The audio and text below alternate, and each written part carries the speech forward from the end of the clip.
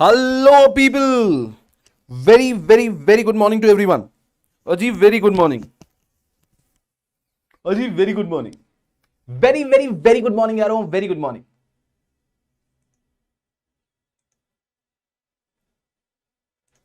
Hello, people. How are you? How are you? How are you? How are you? अजी कैसे हैं आप लोग? मेरा पेन कहां गया? अजी मेरा पेन कौन ले जाता है यहां से? Yes yes yes yes people, कैसे हैं आप लोग? Give me minute, give me minute, give me minute, give me minute. Come on people, cheer up, cheer up, cheer up, cheer up.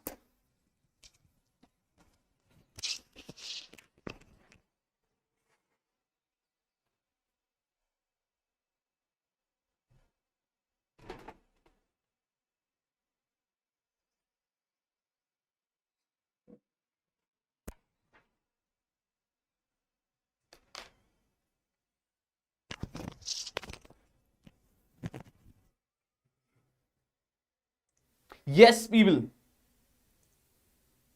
हाहा. अरे यारों, कैसे कैसे कैसे आप लोग? अजी कैसे हैं आप लोग? फटाफट से मुझे बताओ. आज फाइनली पढ़ाई वढ़ाई शुरू करने के लिए रेडी है क्या? पढ़ाई वगैरह शुरू करने के लिए रेडी है क्या यारों? प्रोफेशनल का फील आ रहा है कि नहीं आ रहा है? प्रोफेशनल का फील आ रहा है कि नहीं आ रहा है? कैसा है यारों कि बालक को प्रोफेशनल में प्रोफेशनल का फील इतना आसानी से नहीं आता, बिकॉज वो इतने परेशानियों में अटका होता है ना कि भाई साहब, अरे यार जीवन में ये ईडीपी है, ये ट्रेनिंग है, ये करना है, वो करना है. भाई साहब, एक बालक को कुछ समझ ही नहीं आता है. तो ये एक अलग परेशानी है. जैसे कि जनरली कैसा होता है कि बच्चा जब भी एक नेक्स्ट पड़ाव की शुरुआत करता है तो इज वेरी क्लियर कि हाँ पढ़ाई करनी है और आगे बढ़ना है. लेकिन यहां पर ऐसा नहीं है. मुझे बताओ, आप में से कितने ऐसे बच्चे हैं, ठीक है ना? यस या नो में कमेंट करना. यस या नो में कमेंट करना कि कितने बच्चे ऐसे हैं कि सर यार बहुत इच्छा है कि सब छोड़ छाड़ के पढ़ाई कर लें, बहुत इच्छा है कि सब छोड़ छाड़ के पढ़ाई कर लें, पर ये आईसीएस है कि इतने जो झंझट है ना, पहले इन्हें स्ट्रक्चर करने की इच्छा हो रही है कि पहले इनको ऑर्गेनाइज कर लें कि ये चीज अभी करनी है, ये चीज तब करनी है, और फिर पढ़ाई में मन लगेगा. मुझे बताओ कितने बच्चे इस स्टेज पे हैं? कि कितने बच्चे ऐसे हैं कि सर बस ऐसा चाहते हैं कि एक बार ये सब रायता ऑर्गेनाइज हो जाए सो दैट सर मन लगा के पढ़ाई करें. मतलब we are really for the very first time in life, for the very first time in life sir पढ़ाई करने की इच्छा है, कि इच्छा है पढ़ाई करने की. बट आईसीएस चाहता है कि भाई साहब ये भी कर लो, ईडीपी भी कर लो, वर्चुअली भी कर लो, घर से भी, मतलब आप सेंटर पे आके भी कर लो, वहां पे आपको खाना भी खिलाएंगे, पनीर की सब्जी रोटी भी देंगे, और आपसे भाई साहब बढ़िया एकदम चेक भी ले लेंगे, एंड देयर आफ्टर ये भी कर लो. So I guess a lot of, अरे माय गॉड, इतने गेस तो मैंने देखे ही नहीं जीवन में. मुझे एक बात बताओ लेक्चर स्टार्ट करने के पहले. No, oh my god, very good very good. Ninad एक व्यक्ति है जो कि ऑर्गेनाइज हो चुका है. चलो बहुत बढ़िया बहुत बढ़िया बहुत बढ़िया. मुझे आप एक बताओ, कितने बच्चे ऐसे हैं, कितने बच्चे ऐसे हैं? आप लोग जवाब कैसे दोगे?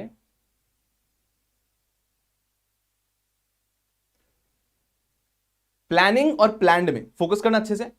कितने बच्चे ऐसे हैं जो बच्चे अपना प्लान बना चुके हैं, प्लान्ड, और कितने बच्चे ऐसे हैं जो अभी भी ऑर्गेनाइज कर रहे हैं कि ईडीपी इस टाइम पे करेंगे, ईडीपी तब करेंगे, ट्रेनिंग इस टाइम पे करेंगे? प्लानिंग, प्लान्ड और प्लानिंग. मुझे बताओ, प्लान्ड और प्लानिंग, कौन से बच्चे प्लान्ड स्टेज पे हैं कि भाई छोड़ दिया सब पढ़ाई पे लग चुके हैं, और कौन से बच्चे प्लानिंग स्टेज पे हैं? कितने बच्चे प्लान्ड और प्लानिंग? बताओ ना फटाफट से, फुल स्पीड होता है प्लान और प्लानिंग. फिर लेक्चर स्टार्ट करो. How many for already plan, how many of you have already planned things up? कि हाँ things are planned, right? कि this is something we're going to do then, this is something we're going to do right now. And how many of students are still undergoing the planning part?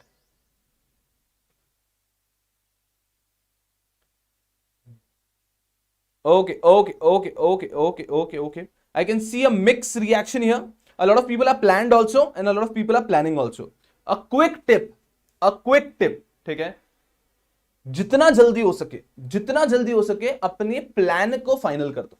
When I'm saying about plan ना, मतलब भाई साहब कि EDP कब करने वाले हो, training कब करने वाले, ये सब कितने ग्रुप देना है, इन सब चीजों को फ्रीज कर दो, इन सब चीजों को फ्रीज कर दो. पहली चीज, जितना जल्दी हो सके.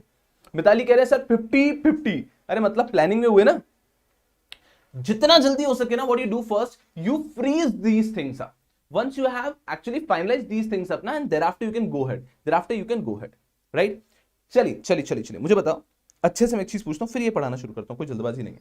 यहां पे आ जाओ, फोकस हियर. 2 मिनट बात करेंगे फिर लेक्चर स्टार्ट करूंगा.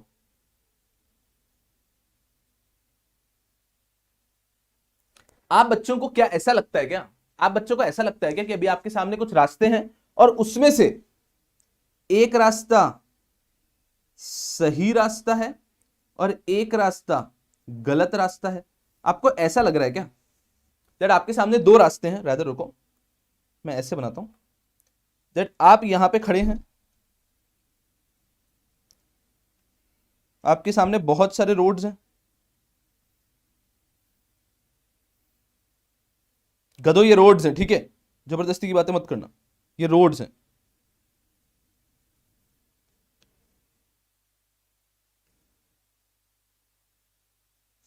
फोकस करना, ये सब अलग अलग रोड्स हैं जो आपको लेने हैं। And do you people think कि इनमें से कोई एक रोड तो एकदम करेक्ट रोड होगा और बाकी सारे रोड्स रॉन्ग होंगे? आपको ऐसा लगता है क्या? मैं क्या कहने की कोशिश कर रहा हूं, समझ में आ रहा है ना? जैसे कि एक रूट हो सकता है अभी ट्रेनिंग स्टार्ट की प्लस 3 ग्रुप दिए, एक हो सकता है अभी ट्रेनिंग स्टार्ट की प्लस 2 ग्रुप दिए, एक हो सकता है ट्रेनिंग स्टार्ट अभी नहीं की और 3 ग्रुप दिए, एक हो सकता है किसी बालक का कि ट्रेनिंग स्टार्ट नहीं की फिर भी 2 ही ग्रुप दिए। What I'm trying to say you is there are multiple ways, routes right now. Do you people really think कि इनमें से कोई भी एक रास्ता करेक्ट है और बाकी सब गलत है? आपको ऐसा लगता है क्या? मुझे बताओ। Do you really think that इनमें से कोई एक रास्ता करेक्ट रास्ता है, वो हमें चूज करना है? Do you really think so? Do you really think that एक रास्ता करेक्ट और बाकी गलत है? Do you really think so?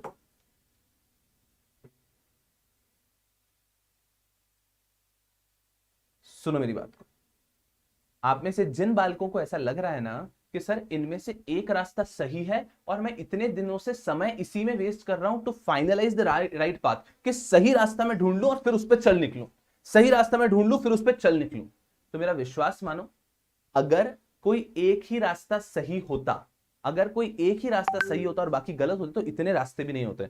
For example understand very carefully, for example आपको कोई एक जगह से दूसरी जगह पे जाना है तो आपको रोड्स के बहुत सारे रूट्स दिख सकते हैं, बहुत सारे रूट्स दिख सकते हैं। अगर मान लो एक अनडिस्प्यूटेड करेक्ट रूट होता है तो ऑप्शंस गिनते ही नहीं है ना, हम उसी रूट पे चल देते हैं। अब जब मल्टीपल रूट्स है सो अंडरस्टैंड वेरी केयरफुली, कोई भी रूट गलत नहीं है और कोई भी एक रूट इसमें से परफेक्ट नहीं है, कोई भी रूट गलत नहीं है और कोई भी एक रूट इसमें से परफेक्ट नहीं है। मेरी बात को अच्छे से सुनना, मेरी बात को अच्छे से सुनना केयरफुली। लाइफ में आईसीएसआई ने आपको चॉइस दी है, लाइफ में आईसीएसआई ने आपको चॉइस दी है, मतलब आपको इनमें से चूज करना है अपने कन्वीनियंस के हिसाब से। अरे अंडरस्टैंड, अगर इनमें से कोई एक ही रास्ता सही होता, मेरी बात को बहुत अच्छे से समझना, अगर इनमें से कोई एक ही रास्ता सही होता तो आईसीएसआई खुद ही बाकी रास्ते कट कर देता ना। आपको समझ में आ रहा है मैं क्या बोल रहा हूं? अगर इनमें से कोई एक ही रास्ता सही होता कि नहीं सर सही रास्ता तो यही है कि कोई भी एक कॉल ले गया इसमें से कि हमें ट्रेनिंग स्टार्ट करनी है और साथ में 3 ग्रुप देने, तो आईसीएसआई उसको मैंडेटरी कर देता ना, या फिर आईसीएसआई मैंडेटरी कर देता कि ट्रेनिंग जो है ना वो आपको आपके प्रोफेशनल एग्जाम के बाद ही शुरू करनी है, या फिर मैंडेटरी कर देता कि अभी करनी है। My point is ICSI mandatory कर देता कि तीनों ही ग्रुप देने हैं, जरूरी है। आईसीएसआई ने आपको जब इतने सारे चॉइसेस दिए, इट सिंपली प्रूव्स, मेरी बात को, इट सिंपली प्रूव्स कि भाई साहब ये सारे रास्ते में से कोई भी रास्ता गलत नहीं है, कोई भी रास्ता गलत नहीं है। आपने अपना रास्ता चुनना है, सुनो मेरी बात को, आपने अपना रास्ता चुनना है, कोई भी रास्ता चुन लिया, कोई भी रास्ता चुन लिया, ठीक है, मतलब with past trend what I see majority लोग इस रास्ते के लिए जाते हैं, ठीक है। आपने कोई भी एक रास्ता चुन लिया, उस रास्ते को चुनने के बाद में you have to prove that that decision was the best decision. आपको समझ में आ रहा है भाई साहब? इवेंचुअली सारे रास्तों की मंजिल तो एक ही है ना, सारे रूट्स की मंजिल तो एक ही है, क्या? To be the best possible professional, to be the best possible professional मतलब सीएस, कि आप एक बहुत बेहतरीन सीएस बन पाए। एट द एंड मंजिल तो एक ही है, तो मेरा यह कहना है कि एक भी रास्ता गलत नहीं है, तो आप इतना चिंता मत करो, अपनी कन्वीनियंस से आपको जो सही लगता है रास्ता वो चुनो एंड देन भागना चालू कर दो। जो जितना लेट भागना चालू करेगा वो उतना ही लेट मंजिल तक पहुंचेगा। So take a decision, I have never forced any student कि यही डिसीजन ले। आपने पिछला सेशन भी देखा, मैं हमेशा एक बैलेंस ओपिनियन देने की कोशिश करूं कि दीज आर माय ओपिनियन, हर एक प्रोस एंड कॉन्स है, बिकॉज आपको आप खुद जानते हो ना, so you know yourself, so you have to take decision as per your convenience। तो आपको क्या करना है, आपको एक रास्ता चुनना है, कोई भी चुनो, लेकिन फिर आपको ये प्रूव करना है कि this was the best route, बात खत्म। मतलब आपको भाग भाग के जल्दी से जल्दी यहां पहुंच जाना है कि भाई मैं बेस्ट पॉसिबल प्रोफेशनल बना है, देखो क्वालिटी में मैं भारी, So what you have to do is you have to choose a path, and it could be any path, but you have to choose that path and you have to take all the efforts to prove that that path was correct. Are you understanding मैं क्या कह रहा हूं कि आप choose करो कि क्या पाथ है आपका, बट एक बार आपने पाथ चूज कर लिया ना, फिर give your 100% to prove that that path was correct. Are you people with me? समझ में आ रहा है क्या? अरे बहुत सारे लाइफ में एग्जांपल है. I have completed my CA, CS and LLB. Chartered accountancy मैंने कंप्लीट की, कंपनी सेक्रेटरी कंप्लीट की, और चार्टर्ड अकाउंट और एलएलबी भी कंप्लीट किया. एलएलएम भी हुआ है, but LLB is enough to practise in court, right? तो मैंने तीनों कंप्लीट किए. फिर मेरे सामने रास्ता है, टू डिसाइड कि यार अब मैं क्या करूं. मैं टीचिंग तो करना चाहता हूं, साथ में मैं सीएस प्रैक्टिस करूं, मैं सीए प्रैक्टिस करूं, या मैं लॉ प्रैक्टिस करूं. अरे मुझे बताओ, तीन ऑप्शन है, सीएस प्रैक्टिस करूं, सीए प्रैक्टिस करूं, या लॉ प्रैक्टिस करूं. Majority would have chosen what? तीन रास्ते हैं ना, क्या चूज करेगा मेजॉरिटी? आप लोग सोचो, आप होते तो क्या चूज करते? थिंक. आप ये मत सोचो कि आप होते क्या चूज करते हैं, मेजॉरिटी ने क्या चूज किया होता. आपने भी दुनिया देखी है, आप लोग सीएस प्रोफेशनल में हैं, आपको क्या लगता है कि मेजॉरिटी क्या चूज करती? तो ये भी मैं भी वहीं खड़ा था ना कि एक पाथ है, और लाइफ में एम क्या है, that to live a happy life. अब उसके रूट्स बहुत सारे हो सकते हैं. क्या चूज करती majority? What do you think? Majority must have choose CA या फिर सीएस. सीए क्योंकि उसके अंदर आपको क्या मिलता? स्टैट्यूटरी ऑडिट मिलता ना, कि भाई हर एक कंपनी को स्टैट्यूटरी ऑडिट कराना ही है, आप कर लोगे. या फिर सीएस चूज कर लेते, सेक्रेटरियल ऑडिट कराना ही है. Are you understanding? सीए या सीएस ही चूज करवाते ना, कि या तो स्टैट्यूटरी ऑडिट मिलेगा या सेक्रेटरियल ऑडिट मिलेगा. बड़ी I chose law. I don't have my wallet right now, I will show you. I have certificate of practice as a lawyer, I have my law firm. तो my point is, after pursuing CA and CS and choosing law. अरे भाई साहब, ये तो अजीब सा रास्ता हो गया. इट इज नॉट अबाउट अजीब सा रास्ता भाई साहब. मैं अगले 10 साल में ये प्रूव करेगा कि भाई जो मैंने रास्ता चुना वो बेस्ट रास्ता, वो बेस्ट रास्ता. So point which I want to make here is simple, कि भाई आपने जो रास्ता चुनना है चुन लो, उसके बाद इतनी मेहनत करो उस रास्ते में कि भाई साहब you can prove, you can say that this was the best route. Not before choosing it, not before choosing it, but after proving it to be the best route. I hope I am conveying my content. I hope I am conveying my content. जो मैं कहना चाहता था, अब बात को समझ में आई ना, कि do not waste a lot of time in choosing कि कौन सा लेना है, कौन सा लेना है, कौन सा लेना है. एक पाथ डिसाइड किया, ये मुझे ठीक लग रहा है, अब यहां पे I am going to prove that this was the best route. Are you understanding? कोई एक बेस्ट अभी नहीं है, आपने प्रूव करना है that that route is the best route. Are you understanding? Am I able to communicate? Tell me. Am I able to communicate it to you thoroughly? तो जो भी बच्चे भी कंफ्यूज है ना हर चीज में, ईडीपी बोल दो, आपका ट्रेनिंग बोल दो, एक रास्ता चुन लो. अब समय आ चुका है, एक रास्ता चुन लो. And once you have chosen a way, then just start running. दूर दूर दूर दूर दूर दूर दूर दूर दूर दूर दूर दूर भागना चालू करो. एंड बात खत्म. And then you have to prove that that रास्ता वाज द बेस्ट रास्ता. चलो ठीक है ना यार, चलो. अरे मिताली, बहुत बहुत बहुत आभार आपका. This is just the beginning यार, आई बिलीव. चलो ठीक है ना. तो एक चीज आपके दिमाग से क्लियर कर रहा हूं यारों, कि आपके दिमाग में जो भी संघर्ष चल रहा है ना, उसको थोड़े दिन लो. चाहिए तो एक हफ्ता और लो, चाहिए तो एक हफ्ता और लो, बट एक डेट डिसाइड करो, इस डेट तक I am going to finalise it up and then I am going to go ahead. बस अब मेरे को मेहनत करनी है, आगे काम चालू करना चाहिए. क्लियर है यारों? चलिए अब सब्जेक्ट रिलेटेड बात कर लेते हैं. आज फाइनली हम लोग पढ़ाई शुरू करने वाले हैं. ठीक है, आज आपको कुछ बहुत इंपॉर्टेंट टर्म्स बताऊंगा, एमसीएस वगैरह के बारे में भी. चलिए, आई बिलीव आप सब लोग यहां पे आ चुके हैं. चलो पूरा फोकस 100% सबका यहां पे. चलो अब आता है आज का डिस्कशन शुरू.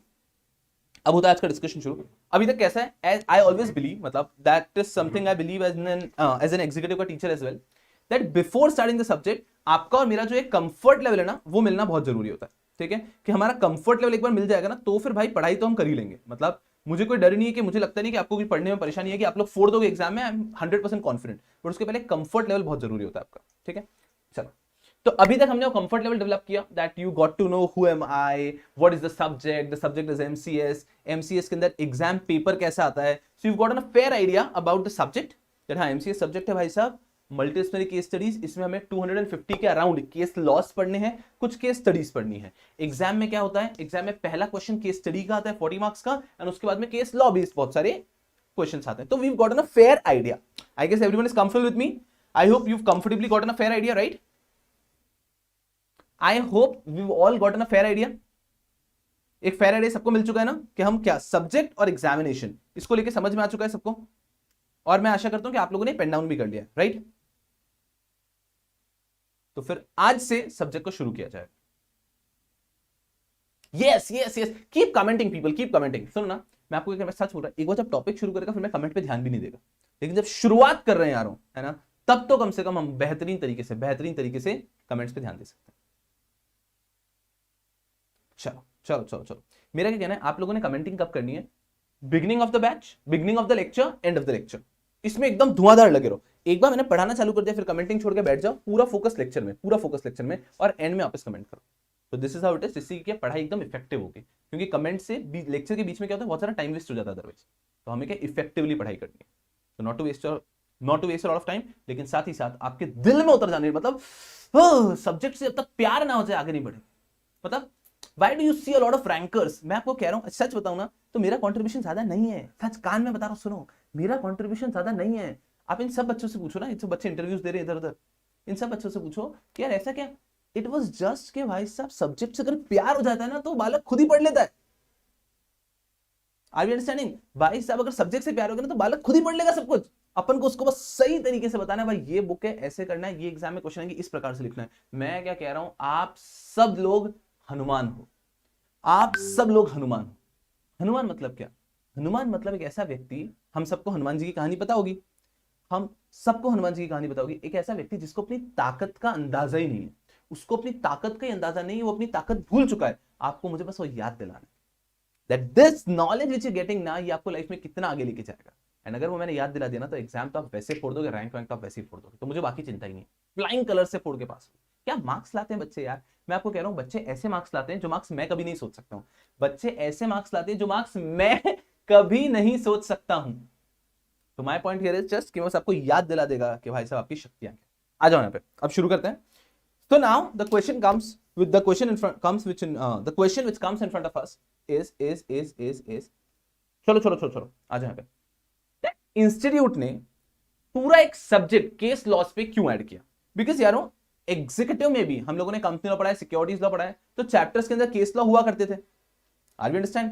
चैप्टर के अंदर केस लॉस हुआ करते थे। Understand very carefully. So why they have introduced a separate subject altogether for case laws? क्या case laws के लिए पूरा सब्जेक्ट इंट्रोड्यूस कर दिया? वाह जी वाह, ऐसा क्यों करना पड़ा? कि why there was a need कि case laws के लिए एक सेपरेट सब्जेक्ट इंट्रोड्यूस करना पड़ा?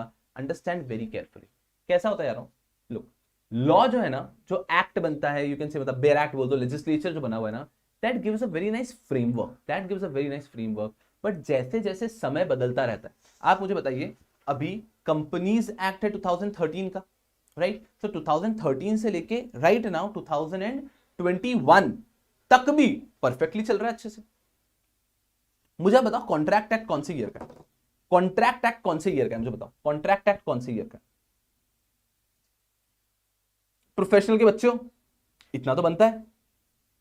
नहीं नहीं, आप सब लोगों का बहुत बहुत आभार है यारों, विश्वास मानो इस चीज पे कि हाँ, जो बच्चों को पास कराता हूं उसका मैं क्रेडिट बिल्कुल ले सकता हूं 100%, बट जो बच्चों की रैंक आती है ना, उसके अंदर बहुत छोटा कंट्रीब्यूशन मेरा होता है, बड़ा कंट्रीब्यूशन उनका होता है 100%। एकेडमिक एंगल से rankers are a huge boon for the academy, उसमें कोई दो राय नहीं कि एकेडमिक एंगल से जब रैंकर्स हो, एकेडमी के लिए बहुत बड़ा बून होता है दैट, हाँ उनके लिए हमें कैसे होता है, प्राउड, फक्र होता है, राइट? बट मैं जो दिल से खुश होता हूं ना भाई, जिन बच्चों को पास कराया ना, उसमें थोड़ा सा क्रेडिट ले लेता है, राइट? आप सब बच्चे बोल रहे हो 1872, ये जो 1972 बोल रहे हैं ना, उनके सिर पे मैंने ये मार देना है। मैं क्या कह रहा हूं, ये मेरा ये मग है ना, मग का मग मार दूंगा सिर पे, 1972 बोलने वालों के सिर पे।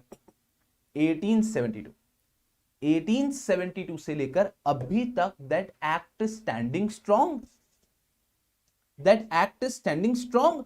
कब से? 1872 से लेकर अभी तक, भाई सेंचुरी निकल गई और एक्ट अभी भी स्ट्रॉन्ग है। सर ऐसा कैसे होता है? एक्ट आपको एक बहुत बेहतरीन फ्रेमवर्क देता है, उसके अंदर अमेंडमेंट्स तो आते ही रहते हैं, कीपिंग दैट अपार्ट, लेकिन उसके रिलेटेड जो केस लॉज होते हैं ना, जो केस लॉज बने हैं, they give a very nice tinge, that addition to law. Focus करना अच्छे से। सबसे पहली चीज, केस लॉ क्या होता है? केस लॉ क्या होता है? हाँ हाँ रोहन, बस में बैठे हो ना आपके, मैं आऊंगा कंडक्टर से टीसी या टिकट फाड़ूंगा और आप कैश देके जेब में रख लूंगा। गधों, ऐसे कान के ऊपर यहाँ पे मैं पेन लगा के घूम रहा हूँ क्या? हाँ साहब ये 200 रुपए 200 रुपए 200 रुपए 200 रुपए 200 रुपए बस में बैठा रहा हूँ। गधों, पागल हो गया? लेक्चर के बीच में कमेंट कर रहे हो आपकी फीस क्या है? और मेरी फीस नहीं है गधों, वो लेक्चर की फीस है। मैं वो बाकी सर्विसेज देना बंद कर दिया मैंने, जो मैं बाकी आपको सर्विसेज देता हूँ, ठीक है ना? गधों जैसी बातें करते हो यहाँ पे। चलो, I'm just kidding, okay? Take it easy. चलो चलो चलो चलो, So what I'm trying to say is, yes, get back to the question. Case laws की जो इंपॉर्टेंस है, केस लॉस की जो इंपॉर्टेंस होती है, so the importance of case laws are कि जब the importance of case law is कि when there is a law, legislature ने आपको एक बहुत बेहतरीन सा प्यारा सा फ्रेमवर्क दे दिया, लेजिस्लेचर ने आपको बहुत बेहतरीन सा प्यारा सा फ्रेमवर्क दिया, फोकस करना अच्छे से, लेकिन उसको और बेटर करने के लिए, उसको क्लियर करने के लिए, उसको और कंट्रीब्यूट करके better as per the correct environment law बने, उसके लिए चाहिए होता है केस लॉ। फोकस करना अच्छे से, राइट? अरे Rohan, I am just kidding, गधों। रोहन सुनो मेरी बात को सुनो। We in the classroom try and make the environment pretty lively so that आप बच्चों का पढ़ाई का मन लगा रहे, है ना? तो मेरा इंटेंशन ये होता है, तो गधों ऐसा बुरा मत मानो यार, बुरा मत मानो। क्या अरे रोहन क्या ऑफेंसिव क्या ले रहे हो? मैंने तो मेरे ऊपर जोक मारा, आप क्या गधे हो क्या? That was a joke on me. आपको समझ में आया? मतलब मैंने दूसरी सर्विसेज देना बंद कर, that was a joke on me. तो जस्ट टेक इट इजी बड़ी, टेक इट इजी। मैं आपको बता रहा हूँ, पूरे बैच के अंदर सबसे ज्यादा जोक मैं खुद के ऊपर ही मारूंगा, तो चिंता मत करो इस चीज की, राइट? है ना? अरे द इंटेंशन इज दैट अगर क्लास का माहौल थोड़ा सा लाइवली रहता तो उसी बीच में एकदम हेवी कंसेप्ट पढ़ा दूंगा, ऐसा एकदम चाल है मेरी, ठीक है? तो फोकस करो यहाँ पे। चलो, थैंक यू रोहन, आ जाओ यहाँ पे। Why case laws are so important? सबसे पहले what are case laws clear करते हैं। व्हाट आर केस लॉज यारो? इंडिया में जो इतने सारे कोर्ट्स के जजमेंट आते हैं, ना, उन्हें कहते हैं केस लॉ। जो कोर्ट इतने सारे जजमेंट देता रहता है, होते हैं केस लॉ। तो ये एग्जीक्यूटिव में पढ़ के आएगा। ये पूरा syllabus is nothing but bunch of case laws ही, राइट? तो अब इंपॉर्टेंस आती है कि केस लॉ की इतनी इंपॉर्टेंस क्यों है। मैंने कुछ हैवी लैंग्वेज में यहाँ पे लिखा है, एक बार रीड करो, कुछ समझ में आ रहा है क्या? नीचे वाला रीड मत करो, हैवी लैंग्वेज वाला रीड करो, देखो कुछ समझ में आ रहा है क्या? थोड़ा सा हैवी लैंग्वेज है, ठीक है? ये आपका सिलेबस में कहीं नहीं है, मैं चाहता हूं एक बार आप रीड करो ऊपर जो लिखा है। रीडेबल तो है ना यारो? I hope that is readable, right? I hope that is readable. Just read it once. Professional में आयो ना, थोड़ी सी भारी लैंग्वेज रीड करो, मजा आएगा।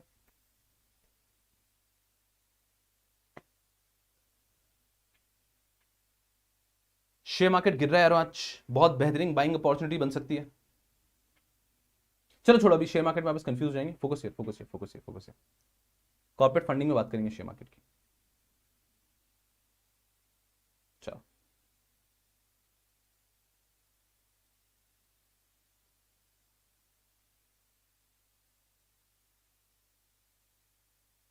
चलिए, क्या रीड किया आपने? इंडियन केस लॉस मतलब भारत में जो भी केस लॉस होते हैं, मतलब कोई जो भी कोर्ट के जजमेंट आते हैं, केस लॉस मतलब कोर्ट के जजमेंट, ठीक है? Play an essential role in shaping the law of the nation. कि हमारा जो इंडिया का लॉ है उसको शेप करने में, उसको करेक्ट डायरेक्शन में लेने में केस लॉस बहुत इंपॉर्टेंट रोल प्ले करता है। द स्टैट्यूट मतलब लॉ प्राइमरीली, अरे नहीं दीदी, कल आपसे बात की ना हमने, रुको अब आप। The statute primarily gives a skeleton framework of the law. Statute क्या करता है? एक स्केलेटन फ्रेमवर्क देता है। स्केलेटन फ्रेमवर्क समझते हैं? एक अच्छा सा आउटलाइन देता है आपको, skeleton framework of the law. When the statutory provisions are applied to real life situation, या जब लॉ को रियल लाइफ में अप्लाई करने के लिए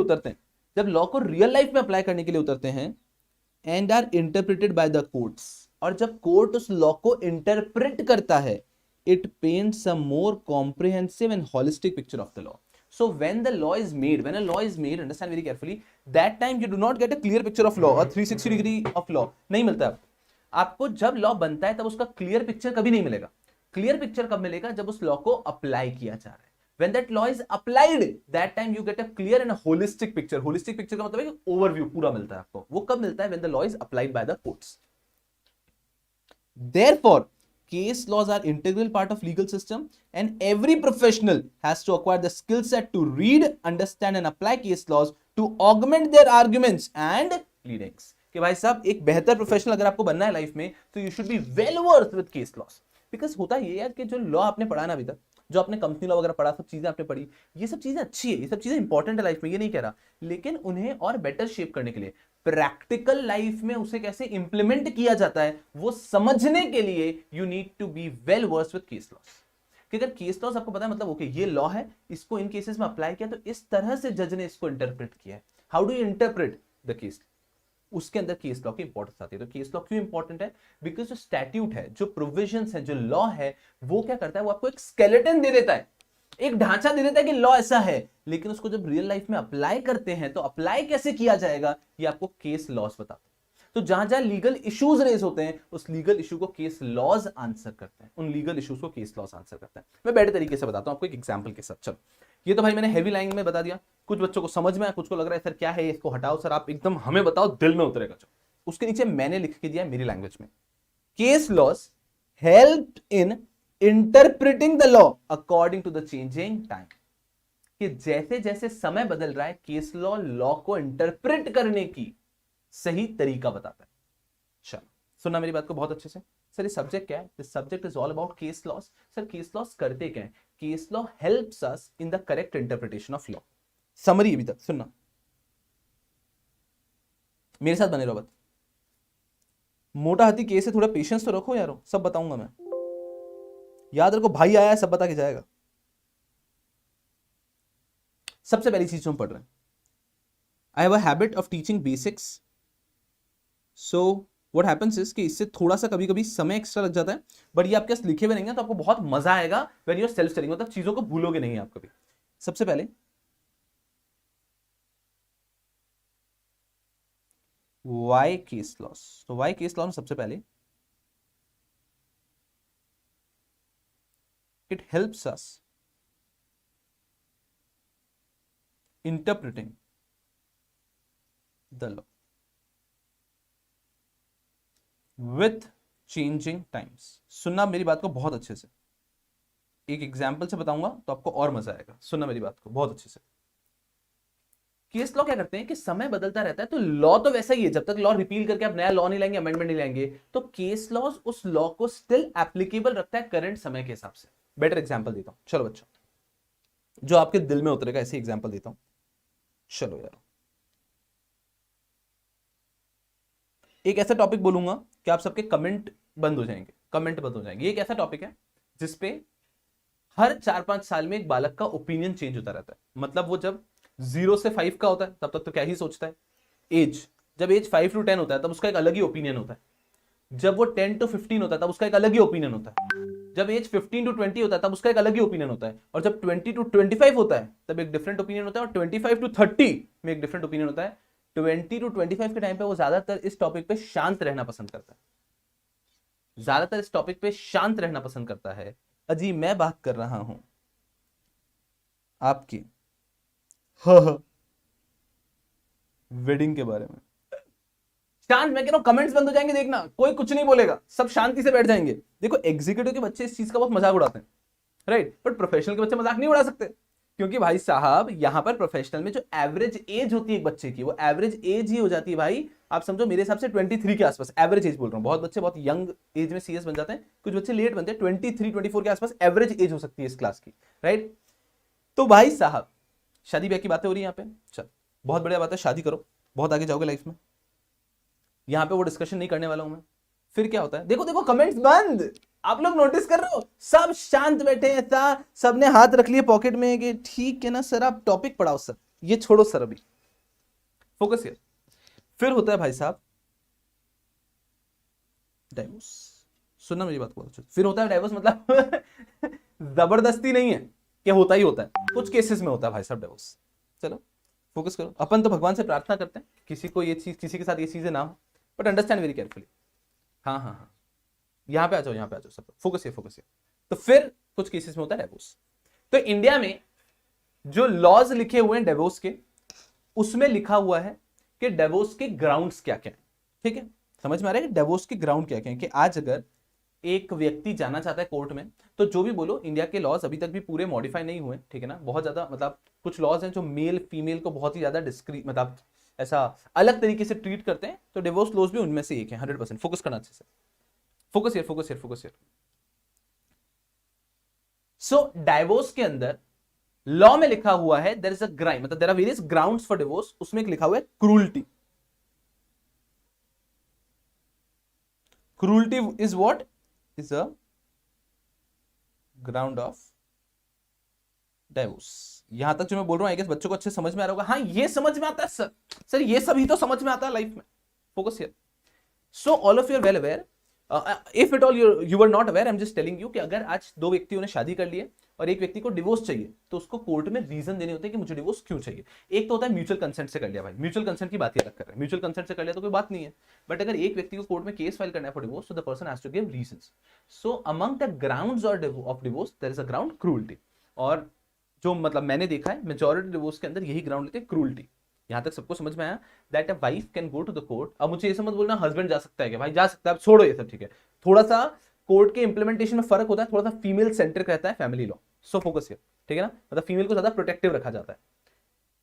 तो एक वाइफ जाती है कोर्ट में, भाई साहब डिवोर्स चाहिए, they have to give a ground for divorce, so she gives a ground for divorce that might be cruelty, कि मेरे साथ वो व्यक्ति क्रूअल्टी कर रहा है इसलिए मुझे डिवोर्स चाहिए, ठीक है। एंड उसी प्रकार से वैसा वर्षा लॉ में तो लिखा हुआ है कि लड़का भी जा सकता है, even the husband can go and either of the spouses then go to the court and say, लड़का बोल सकता है कि वो मुझ पे क्रूअल्टी कर रही है, ठीक है। मेरा आपसे सवाल है, what do you mean bye cruelty, what do you mean bye cruelty? Law में तो यही लिखा है, लॉ में क्या लिखा है, लॉ में क्या लिखा है, लॉ में लिखा है cruelty is a ground for divorce. मेरा आपसे सवाल है, what do you mean bye cruelty?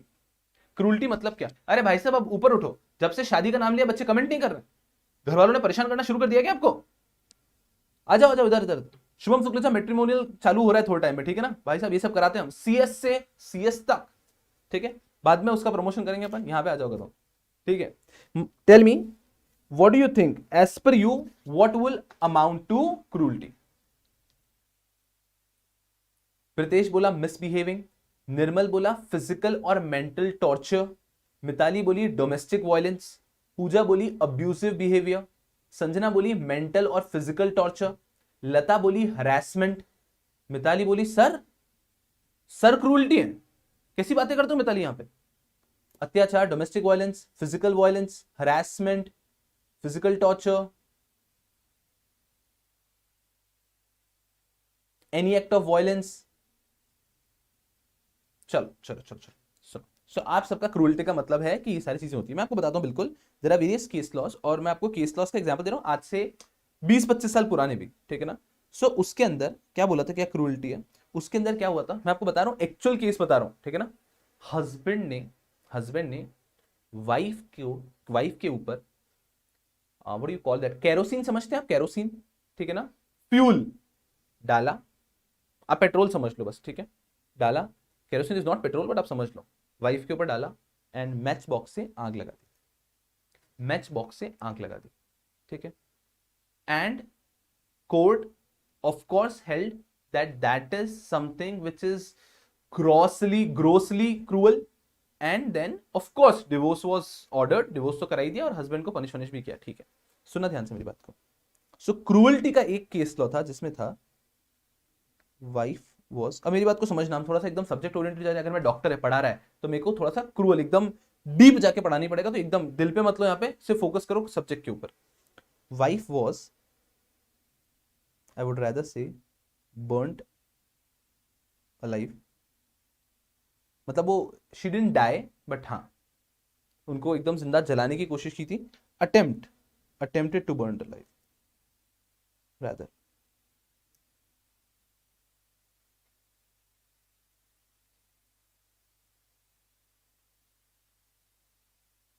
Wife was attempted to burn alive, और इस केस के अंदर कोर्ट ने कह दिया this amounts to cruelty, and भाई साहब डिवोर्स ऑर्डर हो गया, और साथ में हस्बैंड को पनिशमेंट हो गया, वो सब अलग बात हुई, ठीक है। तो ये क्रूअल्टी था, ठीक है। ये मैं कब की बात कर रहा हूं, आज से आप समझ लो 25 साल पहले, 25 ईयर्स बैक, ठीक है।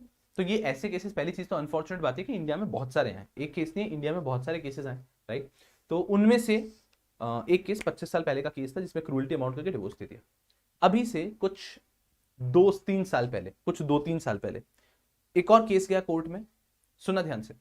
ये तो लॉ तब भी था, ये लॉ आज भी है, that cruelty is a ground for divorce. Bare act में क्या लिखा है, डिवोर्स लॉ के जो फैमिली लॉस है उनके अंदर क्या लिखा है, cruelty is a ground of divorce, cruelty is a ground of divorce, ठीक है। तो क्रूअल्टी क्या होता है, ये जज डिसाइड करता है।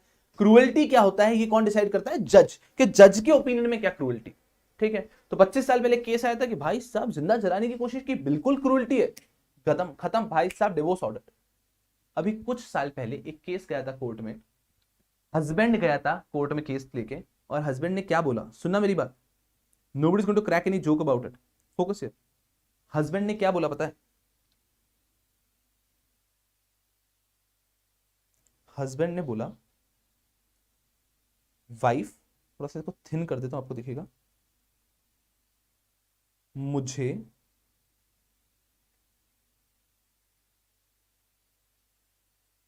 मोटा हाथी बुलाती है। हस्बैंड ने क्या बोला? वाइफ मुझे मोटा हाथी बुलाती है। हस्बैंड ने बोला कोर्ट में कि वाइफ मुझे मोटा हाथी बुलाती है। दिस इज क्रूल्टी, ये क्रूल्टी है मेरे ऊपर, मुझको डिवोर्स चाहिए। क्या बोल रहे हैं? मुझे मोटा हाथी बुलाती है। कोर्ट ने बोला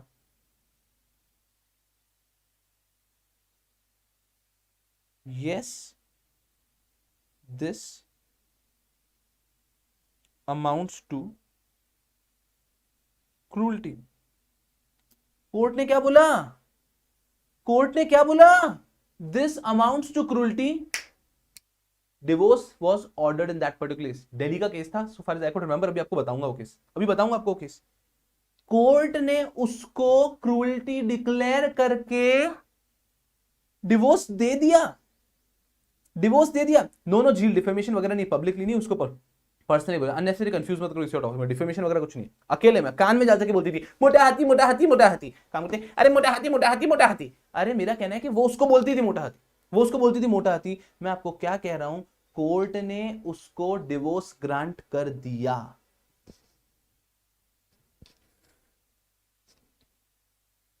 मजा तब आएगा जब आप इसको खुद देखो। हे गूगलिया, हमारे सब बालकों को दिखाओ।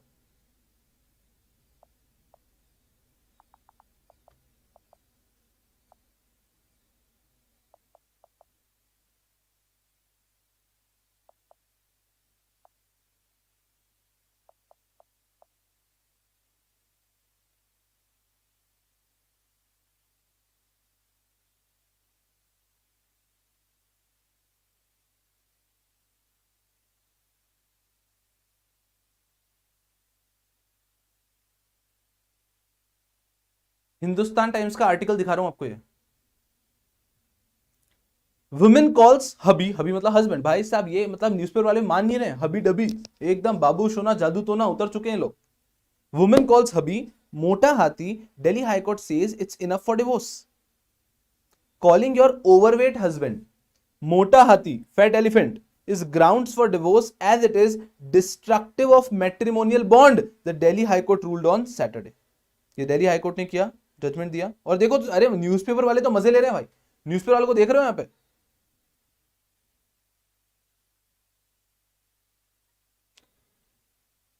The court on March 22 upheld a divorce granted by a family court in 2012 to a man who said he was subject to what? Cruelty by his wife for being overweight and his alleged failure to satiate her sexual desires. The woman challenged the order in High Court। भाई साहब क्या बोलती थी बालिका उसको? मोटा हाथी, अजी मोटा हाथी।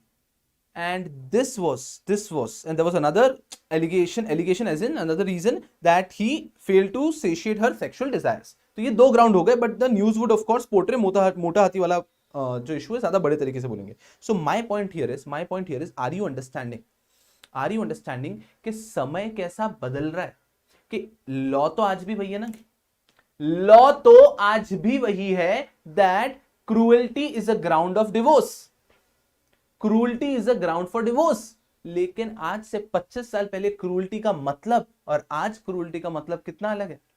आप समझ में आ रहा है, किसी को जिंदा जलाना एक क्रूल्टी था और आज टोटाटोटी ये बोलना क्रूल्टी हो चुका है।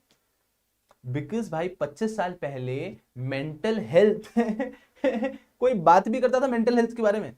25 साल पहले कोई मेंटल हेल्थ के बारे में बात भी करता था क्या? नहीं। बट आज की तारीख में इंडिया में mental health is an issue, mental health एक मेजर इशू है। तो बिल्कुल भाई साहब मोटा हाथी बोला this is the ground of divorce. Are you understanding my point? ये जो लॉ को आगे लेके चल रहे हैं, ये चल रहे हैं case laws. So case laws have actually change the meaning of cruelty, because उस समय क्रूएल्टी का मतलब अलग था, आज की तारीख में क्रूएल्टी का मतलब ही अलग है। आज की तारीख में क्रूएल्टी का मतलब ही अलग है। और उस टाइम पे क्रूल्टी का मतलब ही अलग था। सो भाई साहब, जबकि लॉ तो वही है, तो ये डेवलप कैसा हो रहा है लॉ कि यार आज की तारीख में इंडिया में mental health is a major issue. आप किसी को कुछ भी बोल के निकल नहीं सकते भाई साहब। Mental health is a major issue, I am telling you, बहुत मेजर इशू है। मैं आपको एक सीरियस नोट पे बता रहा हूं ना, मतलब आप स्टूडेंट्स के लिए, अगर आप मेंटली स्ट्रक्चर्ड तरीके से आगे बढ़ रहे हो ना, दुनिया की कोई ताकत आपको नहीं रोक सकती। प्रॉब्लम क्या होता है कि आप लोग गधे हो। हाँ मैं बोल रहा हूं, प्रॉब्लम यह है कि आप लोग गधे हो। आप छोटी छोटी चीजों पे इतना अपना समय बर्बाद कर देते हो, उनको दिल पे ले लेते हो। कि मैं आपको एक स्टोरी सुनाऊंगा, 100 रुपीज स्टोरी, 100 रुपीज स्टोरी, एक स्टोरी सुनाऊंगा। आपको उन चीजों को इग्नोर करके आगे बढ़ना है। मैं आपको कह रहा हूं कि आपके लिए sky is the limit, but नहीं, आप लोग गधे हो। आप लोग गधे हो। आप लोग क्या करते हैं, अपनी लाइफ में उन्हीं चीजों को लेके बैठते हो। तो my point is, mental health is a serious issue, you have to try and overcome that, then sky is the limit for you, then sky is the limit for you. Mentally healthy रहना है, smile करते रहना है, enjoy करते रहना है। पढ़ाई तो आप कर लोगे, ये बहुत आसान चीज है। मैं क्या कोई डिफिकल्ट थोड़ी कराऊंगा, सारे 9 के 9 सब्जेक्ट आसान है, provided you are mentally healthy and happy. Keep smiling and keep studying. चलो कीपिंग दैट अपार्ट, आते हैं हमारे टॉपिक पे। So my topic was simple, that look, the law was the same 25 years back, the law is the same today, but the meaning of that law, the interpretation of that law has changed drastically because of the recurring case laws. Are we understand? Are we understand? समझ में आ रहा है क्या बच्चों को? Because of the recurring case laws, कि भाई साहब recurring case laws इतने हो रहे हैं जिसके कारण पूरी डेफिनेशन बदल जाती है, जिसके कारण पूरी डेफिनेशन बदल जाती है। Are we clear? Focus here, focus here, focus here. मैं आपको क्या पढ़ा रहा था? Why case laws? It helps us interpreting the law with changing times. I guess each and everyone in the class must have understood this line now. I think each and everyone in the class must have understood this now. Why case laws? It helps us interpreting the law with changing times. It helps us interpreting the law with changing times. Are you people understand? ये line तो अब सबको समझ में आई ना कि भाई समय बदलता रहेगा और लॉ को किस तरह से इंटरप्रेट करना है, it has to change time by time, and that's where case laws comes into picture. That's where case laws comes into picture. सही बात है, right? So it helps us interpreting the law of changing times.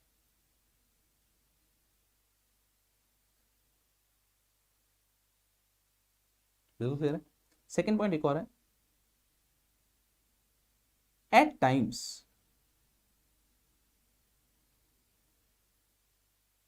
there are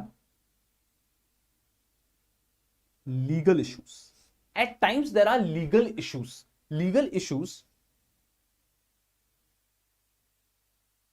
which are not clearly answered by law. मेरी बात को अच्छे से समझना। कैसा होता है कि जब लॉ मेकर्स होते हैं ना, लेजिस्लेचर, मुझे बताओ इंडिया का जो पूरा लॉ है ना, वो कौन सी कंट्री से बहुत सिमिलर है? इंडिया का जो लॉ है ना, वो कौन सी कंट्री से बहुत सिमिलर है? मुझे बताओ, इंडिया का लॉ कौन सी कंट्री से बहुत सिमिलर है? ऑब्वियस आंसर है, कदम इतना सोचने की बात नहीं। इंडिया का लॉ कौन सी कंट्री से बहुत सिमिलर है? कौन सी कंट्री से बहुत ज्यादा सिमिलर है इंडिया का लॉ? मुझे बताओ।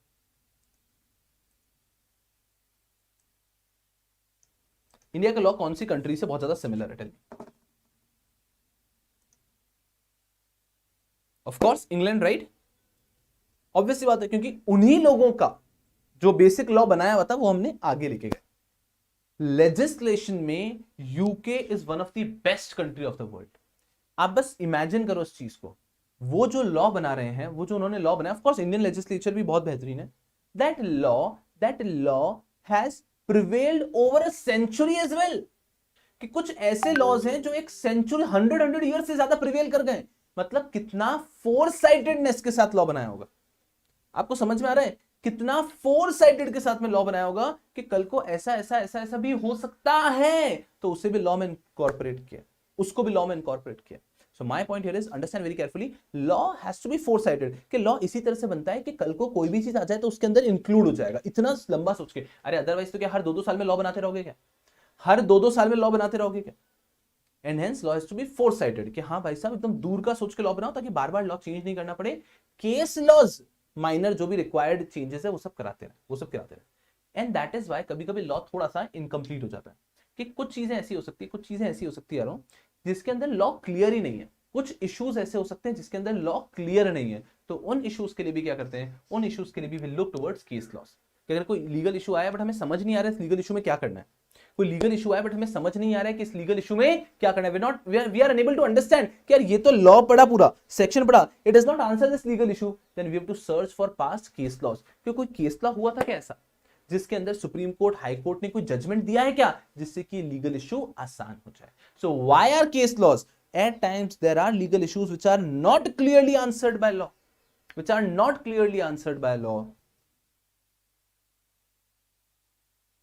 Those legal issues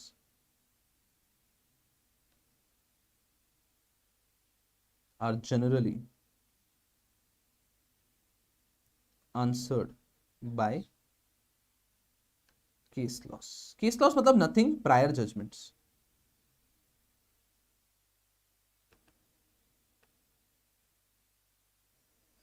चलो अब इसका भी एक एग्जांपल दूं, मजा आएगा कि क्यों केस लॉस की जरूरत है हमें।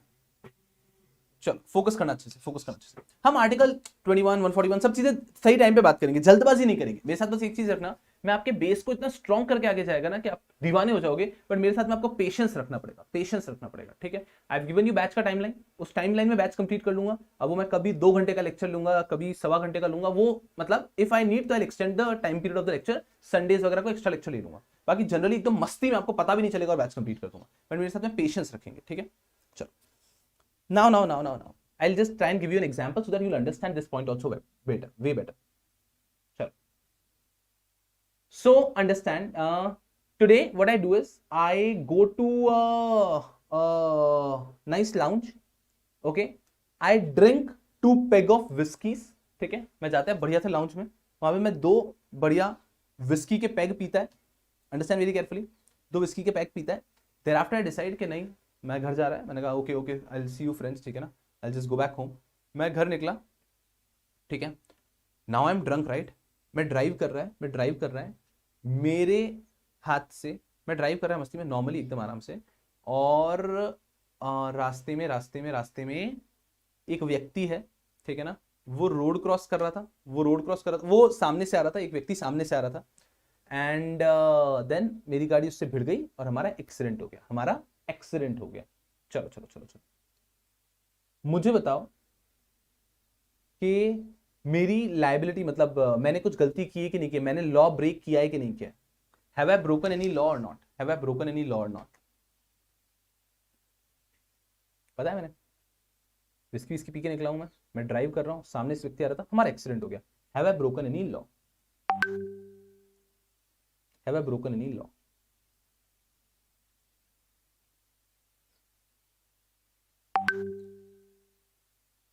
Yes. All of you are very clearly saying that yes sir, you have broken law, you were drunk and driving किया है सर आपने, okay, so the law has been broken, okay, very good. So now I should be held liable for that thing। Accident हुआ है, सामने व्यक्ति लगी है, सब डैमेज मुझे देने पड़ेंगे, साथ में मुझे जो भी अगर इम्प्रिजनमेंट का प्रोविजन है तो वो भी होगा। ड्रंक एंड ड्राइविंग का केस है, लॉ क्लियर है यहाँ पे, the law is very clear that if at all a person is drunk and he is driving and that is in itself an offense and he met with an accident also, so then also the person के ऊपर जो additional liabilities है वो आएगी। सही बात है।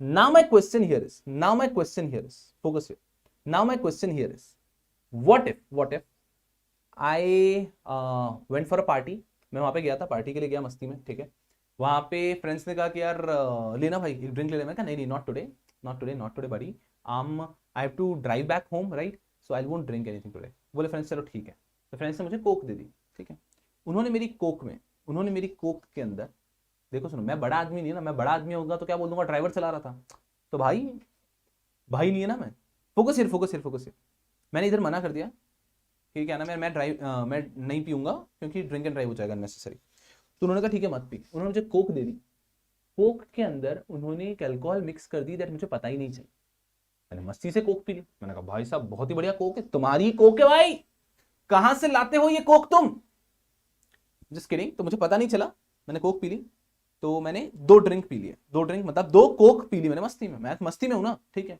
अब मैं गाड़ी लेके निकला, रास्ते में मेरा एक्सीडेंट हो गया, पुलिस पहुंची, टेस्ट किया, मेरे ब्लड के अंदर अल्कोहल आया। Is this the same offense? Will I be charged with the same imprisonment, same fine as I was charged in the previous case? Will I be charged with same imprisonment, same fine as I was charged in the previous case?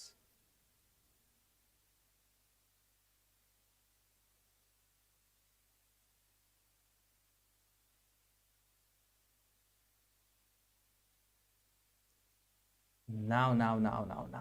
Do you see in the comment section those students जो Google drive pen drive वाले बाद में देखिए, मैं आपको comment section में बताता हूँ। कमेंट सेक्शन में बच्चे नो नो नो बोल रहे हैं, बीच में बच्चे यस यस यस भी बोल रहे हैं। So do you understand there is a mixed opinion you people have, और ये मैंने डेवलप नहीं किया, मैंने तो स्टोरी बताई और आपसे आपका ओपिनियन पूछा। I hope all of you can see there is a mixed opinion here, there is a mixed opinion here. That's where my point lie, that's where my point lies. भाई साहब कहने का मतलब है यहां पर लॉ क्लियर नहीं है ना, यहां पर लॉ क्लियर है क्या? बहुत सारे एंगल आएंगे, जैसे कि कोई व्यक्ति बोलेगा मेंस रिया नहीं है, बहुत सारे बच्चे बोलेंगे गिल्टी माइंड वगैरह नहीं है, ठीक है, बट सामने वाले का एक्सीडेंट तो हुआ है। My point here is understand very carefully, don't you agree with, मैं ये कह ही नहीं रहा हूं कि मुझे भाई साहब सेम फाइन हो या नहीं हो। My question to you now is, my final question to you is law clear here? Is the law clear here? Just tell me this thing. बाकी मैं आपसे स्टोरी का, मैं थोड़ी क्या आप जज थोड़ी हो कि हमें मुझे आप भाई साहब जजमेंट दोगे। My question to you is very simple, do you think law is clear here? No. The law is made, the provision is made that drinking and driving is an offense. That is the provision. भाई provision ये थोड़ी cover करेगा कि किसी व्यक्ति को अगर आपने मतलब किसी ने धोखे से पिला दिया and the person is not even aware, फिर वो निकला है और एक्सीडेंट हो जाएगा तो क्या होगा? My point here is that is for sure that law is no clear here, law is not clear. ये बात तो सब लोग अग्री कर रहे हैं ना, that law is not clear. So इस केस में पूरी की पूरी पावर जाएगी उस जज के पास जिसके पास ये केस है ना। उस जज को ये सोचना है कि यार, अब जज क्या सोचेगा एज अ जज, सुनो, अब एज अ जज सोचो उसको कितनी चीजें सोचनी है। एज अ जज अगर वो बोल देता है कि नहीं, सुनना, आप प्रैक्टिकली समझो कि प्रैक्टिकली केस लॉज बनते हैं तो जजेस के लिए कितना डिफिकल्ट सिचुएशन है। इमेजिन आई एम दी जज, मेरे सामने केस आ गया, जब ये व्यक्ति जो ना पी के चला रहा था और फ्रेंड्स ने पिलाया था, पूरा सीसीटीवी कैमरा से प्रूव हो गया। अगर मैं यहां पर ये कह देता हूं, सुनो मेरी बात को अच्छे से, दैट नहीं, फर्क नहीं पड़ता आपको पता था या नहीं पता था, इररिस्पेक्टिव यू वर अवेयर और not, you were driving and at that given point of time you were intoxicated, आपके ऊपर अल्कोहल का असर था, ड्रंक एंड ड्राइविंग का केस बनेगा, सेम इंप्रिजनमेंट सेम फाइन। ये भी कह सकता हूं एक ऑप्शन है। दूसरा ऑप्शन मैं कह सकता हूं कि भाई साहब नहीं आप पे सेम वो जो आपके सजा है वो एज इट इज होगी। डोंट यू थिंक उस व्यक्ति के लिए वो थोड़ा सा अनरीजनेबल होगा? आप खुद को, अपने भाई को, अपने परिवार वालों को उन जगह पे रख के देखो। आप उस तरह से सोचो कि यार आपके भाई के साथ, आपके साथ ऐसा हुआ है, आपके घर वालों के साथ ऐसा हुआ है कि वो किसी पार्टी में गए थे, उनको किसी फ्रेंड ने जबरदस्ती ड्रिंक में मिला दिया, उनको पता भी नहीं है, उन्होंने पी लिया और जब घर आ रहे थे पुलिस वाले ने रोक लिया, ड्रंक एंड ड्राइविंग में जेल में डाल दिया। आपका ओपिनियन ये हो जाएगा ना, इट इज टू रिजिड यार sir, it is too rigid. जज साहब बहुत रिजिड है ये तो। Are you understanding? Now you think it is rigid. अब दूसरा एस्पेक्ट सोचो, अगर जज ये बोल देता है ए हाँ यार इसको तो पता नहीं था, छोड़ दो, ए जाने दो इनको, बाइज्जत बरी किया जाता है आपकी लैंग्वेज में, अंडरस्टैंड वेरी केयरफुली, जाने दो। डोंट यू थिंक हर आदमी जो ड्रंक एंड ड्राइविंग में अगले दिन से पकड़ा जाएगा, जब से ये जजमेंट आएगा, जैसे कि मोटा हाथी वाला जजमेंट आया, सब पत्नियों ने अपने पति को अरे बाबू सोना बोलना चालू कर दिया, हाथी बोलना बंद कर दिया ना सबने। Are you understanding? जिस दिन ये जजमेंट आया, अगले दिन जो व्यक्ति भाई साहब दारू के नशे में गाड़ी चला रहे हैं, अल्कोहल के नशे में गाड़ी चला रहे हैं, वो हर एक व्यक्ति सेम एक्सक्यूज देंगे ना, सब लोग सेम एक्सक्यूज देंगे, अरे दारू आई मुझे तो पता ही ना चला। Are you understanding what I am trying to say? Don't you think everyone is going to misuse this judgment then? Everyone is going to misuse this judgment then कि हमें तो पता ही नहीं था, दोस्तों ने हमारे ड्रिंक में मिक्स कर दी, हमें पता नहीं चला। यार हर एक व्यक्ति जजमेंट का मिसयूज करेगा ना।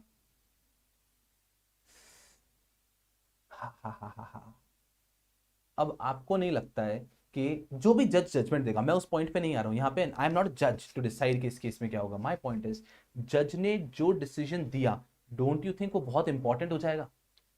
क्योंकि अगली बार से हर केस में लोग उस जजमेंट को कोट करेंगे कि देखो उस केस में जज ने बोला हुआ है कि अगर किसी ने जबरदस्ती पिलाई तो जो भी उसने जजमेंट दिया था तो उसको आप पनिश नहीं कर सकते सेम इम्प्रिजनमेंट के साथ, या फिर उसके साथ भी सेम ट्रीटमेंट किया जाएगा। तो या तो पुलिस उस जजमेंट को यूज करेगी या फिर भाई साहब जो एल्कोहलिक होते हैं वो जजमेंट को यूज करेंगे, कोई ना कोई तो यूज करेगा ना। I hope you're understanding the importance of case laws. I hope you're understanding the importance of case law. भाई साहब, the law is clear. The law is clear that drinking and driving is an offense. But उसके साथ में कुछ ऐसे circumstances add हो जाते हैं जहां पे लॉ उसको आंसर नहीं कर पाता है, तब आंसर करने के लिए आते हैं केस लॉस। तब आंसर करने के लिए आते हैं case loss. So that if at all there is a case law like that, if at all there is a case law like that, then you can actually show that case law. आप मतलब ऐसा मतलब मैं आपको क्या कह रहा हूं, कुछ लोग वो केस लॉ भाई लेके घूमेंगे कार में, ऐसा केस लॉ का पूरा जजमेंट लेके, पुलिस वाले ने रोका, केस लॉ, मुझे तो पता नहीं था सर, दोस्तों ने जबरदस्ती पिला दी, जजमेंट देख लो sir. Are you understanding? So my point here is not to prove, my point here is not to prove कि उस सिचुएशन में क्या सही होगा क्या गलत होगा, यार वो जजमेंट जज देखेगा, है ना। एंड आई डोंट थिंक कि जज किसी भी हालत में ये बोल देगा कि हाँ जाने दो उसको, बिकॉज अगर जाने दिया तो उसके रिपरकेशन बहुत हैवी हो जाएंगे ना, हर आदमी एक्सक्यूज बनाएगा, तो eventually the person would be punished. That's my opinion. जब ये केस कोर्ट में जाएगा तब जो जज ने जजमेंट दिया वो लॉ बन जाएगा ना। संजना पूछ रही है was there a case law like this. हाँ संजना, मैं समझ रहा हूं, आप लेके जा अपने कार में लेके घूमना चाहते हैं ना, मैं आपको जो समझा रहा हूं वो समझो कदो। माय पॉइंट टू प्रूव, ये भूल जाओ उस दारू वाले केस को। My point to prove is, are you understanding that law does not, the section, the Bare Act does not answer any question, and that is why for such legal issues you have to resort to court, and the decision which the court gives is a judgment, is a judgment, is a case law, और आज के बाद लोग उसको use करेंगे। Are you understanding? I hope you're understanding the second point as well. The second point is, at times there are legal issues which are not clearly answered by law. Those legal issues are generally answered by case laws. I hope you understand कि भाई साहब वो legal issues जो है ना वो case laws answer करते हैं clearly, that okay this is the legal issue, this is answer by case law. So that अब केस लॉ की इंपॉर्टेंस समझो। दो पॉइंट मैंने बताया कि यार केस लॉ को इंटरप्रेट करने में भी मदद करते हैं, एंड दूसरे ऐसे जो बारीक लीगल इश्यूज हैं उन लीगल इश्यूज को आंसर करते हैं case laws, and that is why case laws are very important, that is why case laws are very super important. मैं आपको कह रहा हूं there are various case laws जो एज मतलब अब ड्यूरिंग द बैच इस बार मैं एक और एक्टिविटी चालू करूंगा जिसके अंदर we are going to do some public awareness as well. बहुत सारे ऐसे केस लॉज हैं जो हमें एज ए ह्यूमन बहुत सारे राइट देते हैं, एज एन इंडिविजुअल बहुत सारे राइट देते हैं, एज ए सिटीजन बहुत सारे राइट देते हैं, हमें पता ही नहीं है, हमें आप पता ही नहीं। कुछ ऐसे केस लॉज का रेफरेंस देता हूं। महाराष्ट्र में there is a judgment of Bombay high Court, there is a judgment of Bombay high Court that you can carry food items inside the cinema hall. ये कोई केस गया था कोर्ट में और कोर्ट ने ये ऑर्डर किया है, महाराष्ट्र के हाई कोर्ट का ऑर्डर है that you can carry food items in cinema halls. आज की तारीख में फूड आइटम लेके जाते हैं ना वो आपको मना कर देता है। ये आप सब कल करके ना एक मैकडी से बर्गर लेना और उसको लेके आप सिनेमा हॉल में एंटर करने की कोशिश करना, वो वॉचमैन आपको मना कर देगा। वो वॉचमैन आपको मना, वॉचमैन नहीं आए, वो सिक्योरिटी गार्ड दैट पास जिसको आप टिकट दिखा दो आपको मना कर देगा, you can not carry it head. बहुत सिनेमा हॉल्स में वो पूरा लगा होता है जिसके सेंसर कि आप कोई भी चीज अंदर लेके नहीं जा सकते। But I tell you there is a judgment of Maharashtra High Court, Bombay high Court which says that you can carry any food item with you. तो अगर आप लीगली अवेयर है तो आपका राइट है, आप उसको दिखाओगे सुन बेटा जी मैं लेके जाऊंगा, ये केस लॉ है मेरे साथ। Are you understanding? एक एग्जांपल, हजारों एग्जांपल है। दूसरा एग्जांपल लेता हूं, पहला एग्जांपल समझाओगा, दूसरा एग्जांपल बिग बाजार में आप जाते हैं, बिग बाजार में जाते हैं, आप डी मार्ट में जाते हैं, आप डी मार्ट में सामान खरीदते हैं, आपने मान लीजिए 1200 का सामान खरीदा। आप जब बिलिंग कराते हैं, बिलिंग कराते समय वो व्यक्ति आपसे एक सवाल पूछता है, बिलिंग कराते समय वो व्यक्ति आपसे एक सवाल पूछता है। क्या सवाल पूछता है? बिलिंग कराते समय व्यक्ति आपसे एक सवाल पूछता है, सर बैग ऐड करूं क्या? सबने एक्सपीरियंस किया होगा तो, सर बैग ऐड करूं क्या? फिर आपका यार कितने हुआ, ठीक है कर दे ऐड। वो बैग के 10 रुपए, 5 रुपए, 15 रुपए, 20 रुपए ऐड कर देता है, राइट। कंज्यूमर कोर्ट का जजमेंट है, कंज्यूमर कोर्ट का जजमेंट है जिसके अंदर लिखा हुआ है कि ये उनकी short of deficiency in service होता है कि अगर वो आपको बैग नहीं दे पा रहे हैं तो बैग देना मैंडेटरी है, अगर वो कैरी बैग नहीं दे रहे this is deficiency in service. और इसके लिए बिग बाजार और बहुत सारे जीन्स की जो ली इन सबको सबके ऊपर फाइन लगा था, इन सबके ऊपर फाइन लगा था। This is second judgment which all of you should know, all of you should know. Bata के ऊपर भी लगा था, वेरी करेक्ट, बाटा, बिग बाजार, इस सब जगहों पे, चंडीगढ़ साइड लगा था। सो माय पॉइंट इज कि केस लॉज हमें इतना ताकतवर बना सकते हैं कि आप लोगों को अपनी नॉलेज का पता ही नहीं है। मतलब इंडियन लॉ में आपको ये सब रिलैक्सेशन है, बट हमें नॉलेज नहीं है, और इस कारण से कंपनीज हमारा फायदा उठा रही है। आप कल को किसी बिग बाजार में लड़ो कि सुनो सर जजमेंट है कि डेफिशिएंसी इन सर्विस है, आपको फ्री में देना होगा, उनको झक मार के फ्री में देना होगा। तीसरा एग्जांपल देता हूं, आप मॉल्स के अंदर, ये भी बॉम्बे हाईकोर्ट का जजमेंट है, आप मॉल्स के अंदर कार पार्क करते हो, आप मॉल्स में कार पार्क करते हो, वो आपसे पार्किंग के पैसे लेते हैं। मैं आपको बता रहा हूं, the mall near my house that is Phoenix, Phoenix के अंदर पार्किंग का so far as I can remember 80 rupees charge करते हैं। They charge 80 rupees for parking, right, understand very carefully, they charge 80 rupees for parking. Bombay high court का judgment है कि कोई भी शॉपिंग मॉल पार्किंग के लिए एक्स्ट्रा चार्ज नहीं कर सकता। कोई भी शॉपिंग मॉल पार्किंग के लिए एक्स्ट्रा चार्ज नहीं कर सकता। अगर वो चार्ज करते हैं सो दे हैव टू अलाउ, सुनना जजमेंट क्या है, अगर उन्होंने आपसे 80 रुपीज दे दिए तो उनको आपको अलाउ करना होगा कि ये 80 रुपीज आप पूरे मॉल में कहीं भी खर्च कर सकते हो। I try and explain it to you. कि आज मानो वो पार्किंग में उन्होंने मुझसे 80 रुपीज ले लिए, तो मुझे अलाउड होना चाहिए कि मॉल में अगर मैंने कुछ भी शॉपिंग की और वहां पे वो टिकट दिखाया तो 80 रुपीज लेस हो जाएंगे। I explain with an example. I visited there, I parked my car, उन्होंने वैसे तो पैसे ले सकते, उन्होंने 80 रुपीज ले लिए, this should work as a coupon. मैं अंदर गया, मैंने 100 रुपीज की कोई चीज खरीदी, है ना, तो मेरे को राइट है कि मैं दूंगा ये 80 रुपीज नीचे दे चुका हूं, ये 20 rupees and give me that 100 rupees का item. Are you understanding? Cover charge समझते हैं क्या? तो आप कवर चार्ज की तरह ले सकते हो, otherwise malls are not allowed to take parking का पैसा। मैं क्या कह रहा हूं, मैं ये बोलता रहूंगा और ये केस लॉस खत्म नहीं होंगे। तो हम लोग इस बैच में बहुत सारी ऐसी चीजें करने वाले हैं, जिससे कि you have to understand these are certain basic rights we have, and these corporates are looting us like anything, and that's where we understand that case laws कितने इंपॉर्टेंट होते हैं, because हर एक चीज लॉ में लिखी नहीं जा सकती, केस लॉज उनको कंप्लीट करते हैं, are you understanding the point? Are you understanding these two points? Are you understanding it, please? Are you understanding these 2 points?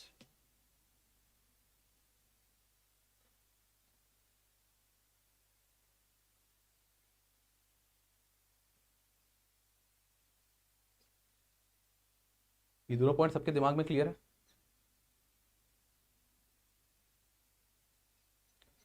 अनिमा का कहना है बट सर वो मानते नहीं है। मैं यही आपको कह रहा हूं ना, यही तो आप वीक हो रहे हैं वहां पे, कैसे नहीं मानते हैं। कल को यू ट्राई इट अप, मैं आपको आज भी बोल रहा हूं, यू ट्राई इट अप, जबरदस्ती जाओ, किसी भी मॉल में जाओ, किसी बिग बाजार में जाओ, और बिग बाजार में जाने के पहले गूगल पे ये सर्च कर लेना, जजमेंट आपको मिल जाएगा। आपको जजमेंट गूगल पे कंफर्टेबली मिल जाएगा, understand very carefully, judgment comfortably मिल जाएगा आपको गूगल के ऊपर, दैट कैरी बैग के लिए एक्स्ट्रा चार्ज नहीं कर सकते हैं। आप जाना, आप मान लीजिए 100 रुपए का कोई सामान खरीद लेना, and there after billing counter बोलेगा ना बैग का एक्स्ट्रा लगाओ, आप बोलना कि बैग तो दो आपको देना ही पड़ेगा ना, बोलेगा नहीं एक्स्ट्रा लगेगा, ठीक है। देयर आफ्टर उसको वो जजमेंट दिखाना, वहां पे सीनियर को बुला लेना और बोलना कि सर आप कैरी बैग का चार्ज नहीं कर सकते। वो पता है क्या बोलेगा? अरे हाँ हाँ मैम ठीक है इट्स ओके, और आपको चुपचाप रवाना करने की कोशिश करेगा कि इसको चार्ज मत करो, because these people are well aware about the laws, but वो एक्टिंग करते हैं, उनको नहीं पता है, बिकॉज आप सोच भी नहीं सकते कि उनको कितना बड़ा रेवेन्यू है इससे।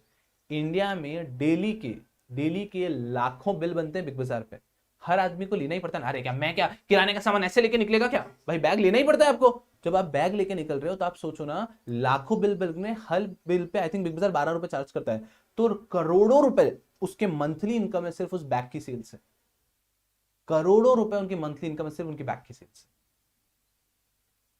Are we understand? तो इन चीजों का मैं ध्यान रखना है। मतलब अब देखो कैसा है कि इस बात में कोशिश करनी है आपने कि ये एक साथ साथ, मतलब आप पढ़ रहे हो तो आपने ये अवेयरनेस भी लगानी। तो आज हर जगह, मतलब ये आपकी इच्छा है, आपको इंस्टाग्राम बोलो, व्हाट्सएप स्टेटस, हर जगह पे सिंपल लगाओ दैट, मतलब what you can simply write this ऐसा, the power of case law करके सिंपल इतना सा, that charging for carry bags by Big Bazaar, DMart, or any showroom shop or any entity is not allowed. It amounts to deficiency in services. इसको आज हर जगह post कर दो भाई साहब, हर जगह पोस्ट कर दो। इससे होगा क्या, आपके कम से कम 50 पहचान वालों को लॉ पता चलेगा। और मैं आपको सजेस्ट करता हूं इसके साथ में उस केस लॉ का नाम भी लगा देना है।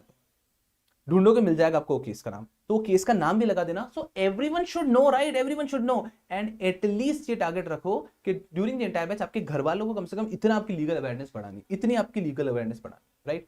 सो जो भी, अरे कोई भी अगर चार्ज करे तो that is not allowed. So what मैं मेरे पॉइंट पे आता यार, my point here is that case laws क्या करते हैं, case laws really really really really help you to interpret the law with changing time. जैसे समय बदल रहा है, क्रूअल्टी का एग्जांपल दिया था मैंने कि क्रूअल्टी की पहले डेफिनेशन ही कुछ और थी और आज की क्रूअल्टी की डेफिनेशन ही कुछ और हो गई।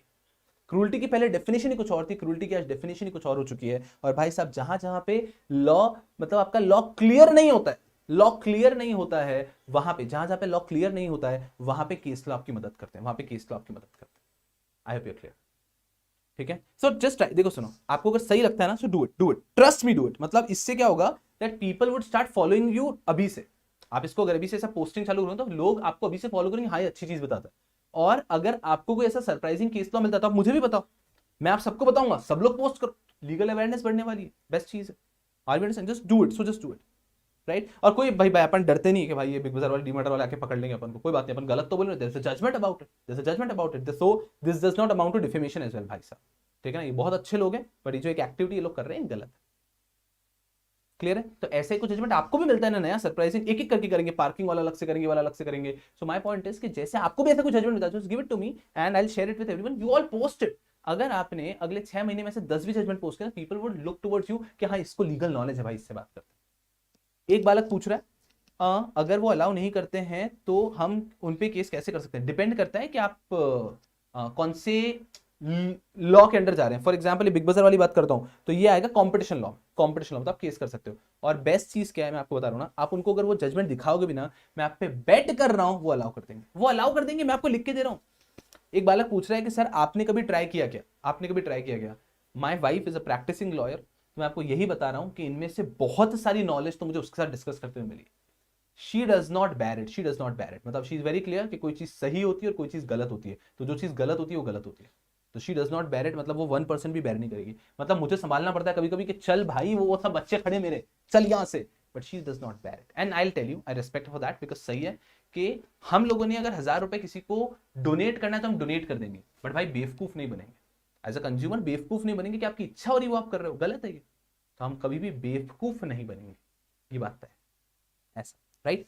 सो सुनो, जजमेंट का नाम आप खुद सर्च करोगे, मुझे 1 मिनट लगेगा ना अभी गूगल पे टाइप करने के लिए। So I don't want you people to just post what I am trying saying to post, थोड़ा सा रिसर्च खुद से करो, search the name of the case and then post it everywhere, then post it everywhere. थोड़ा आपका भी effort लगेगा and then you can post it. अपन तो 1 मिनट मैं क्लास में गूगल पे क्लिक करूंगा और मिल जाएगा ना, right. So let's do it and keeping this apart, the subject has to go through, the subject has to go ahead. I hope each and everyone in the class is way more comfortable with the concept why case law. Why case law? It helps us interpreting the law with changing times. At times there are legal issues which are not clearly answered by law. These legal issues are generally answered by case laws. Clear कह रहे हो हम लोग? I hope all of you are very clear. I be very clear. Snehal कह रहे हैं कि अब अगली बार बिग बाजार में घुसेंगे तो ऐसे कबीर सिंह की एंट्री के, वो नहीं तो एकदम वो कबीर सिंह का जो पीछे आवाज चलता है उसके साथ में एंट्री होगी एकदम मस्ती से भाई, बहुत बढ़िया बहुत बढ़िया, बहुत आगे जाओ। चलो तो आई पे डन, राइट। चलो चलो चलो चलो चलो चलिए। So then just pen it down and that will be all okay. मैं आपसे चाहूंगा कि अगले लेक्चर में जब आप आए तो आपके पास में ये प्रिंट होना चाहिए, ठीक है। ये मैंने प्रिंट आउट आपको शेयर किया होगा, ठीक है। ये प्रिंट आउट आपके पास में होना चाहिए। कोई गूगल ड्राइव वाला बालक है, कोई पेन ड्राइव वाला बालक है जो बाद में देख रहा है ना, तो ये आपको आपके ड्राइविंग नोट्स में कहीं मिल जाएगा, ये प्रिंट आउट होना चाहिए। ये आपके एक्चुअली मॉड्यूल के कुछ केसेस हैं, मॉड्यूल के इनिशियल केसेस है, राइट। तो ये आपके पास होंगे तो मजा आएगा, ठीक है ना। तो ये प्रिंट आउट कर लो, सिर्फ 9 पेज है, ठीक है। सो नेक्स्ट लेक्चर में ये रहेगा तो मजा आएगा आपको पढ़ने में, क्योंकि अब मैं नेक्स्ट लेक्चर में क्या डिस्कस करने वाला हूँ कि आपको केस लॉस पढ़ने के पहले क्लियर होना चाहिए what do you mean by appellant, respondent क्या होता है, ये सारी चीजें क्लियर होनी चाहिए पहले, तब आएगा मजा। Are we clear?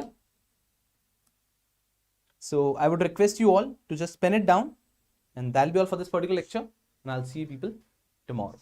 Thank you so much for your nice patience. एक जील लगाओ सब्जेक्ट के लिए, पहले सब्जेक्ट से प्यार कर लो, अगर सब्जेक्ट से प्यार हो गया ना तो बात खत्म हो गई। Then you will be comfortably sorted.